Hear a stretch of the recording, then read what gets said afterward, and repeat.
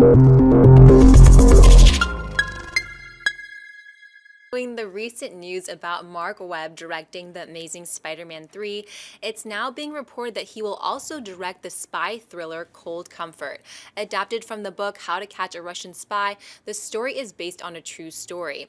John, buy or sell Webb directing Cold Comfort? The only thing that makes me a little bit concerned about that, I'm going to sell it, not because I don't think the project doesn't sound good, it does. Not because I don't like the idea of Webb, who I just said the other day, it would be good for him to move on to new types of projects.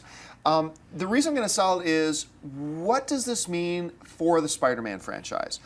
When are they looking at making this? Because if he's already on board for Spider-Man 3, you know they're going to have to get moving on that almost immediately.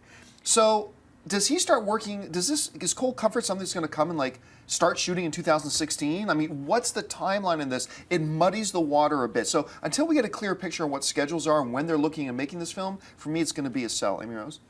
I'm going to buy it because I do think that, I mean, Marc Webb has proven he can really do any genre now. He can do comedy, he can do everything, and I really like what he's doing and with the Spider-Man franchise. But we know that Sony would never, ever take that property, you know, lightly. And so obviously he's probably locked, his soul is locked down with that. So I'm not really worried that anything's going to be missing or given up for that production, for this. And there's also no release date attached to this yet. So it might be a couple of years down the road, we have no idea. But I am a sucker for spy thrillers, like that's really my thing. And I think he would do a pretty good job.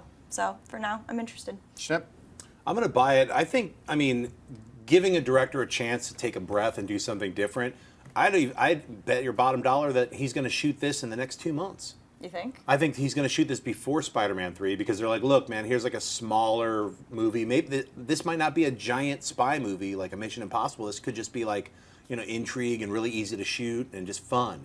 So that's my guess, and that's why I'm going to buy it. Like a lot of directors, they'd be like, here's one for you, here's one for us, here's one for you, here's one for us. My back. So I think that's what this probably is. And Christopher Nolan did that kind of an approach. Exactly. Remember, he did Batman Begins, and he did Inception.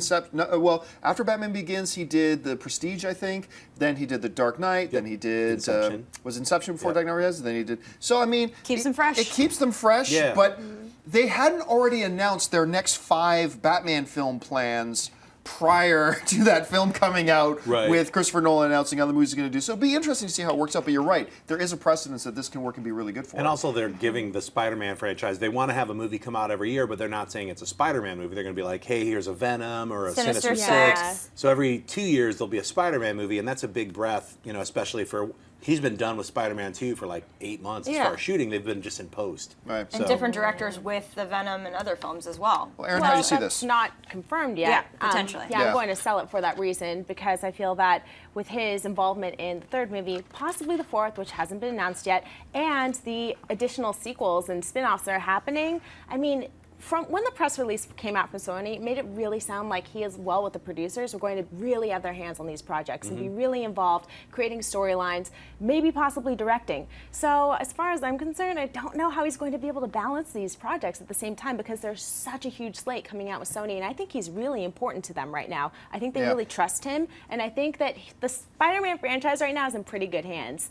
All signs indicate that, so I'm going to have to sell this one. Just please leave emo Peter Parker out of the and we'll be fine. That's all I ask. Be fine. That's all I ask. If you like this video, be sure to give it a thumbs up, and don't forget to subscribe to AMC Movie News on YouTube.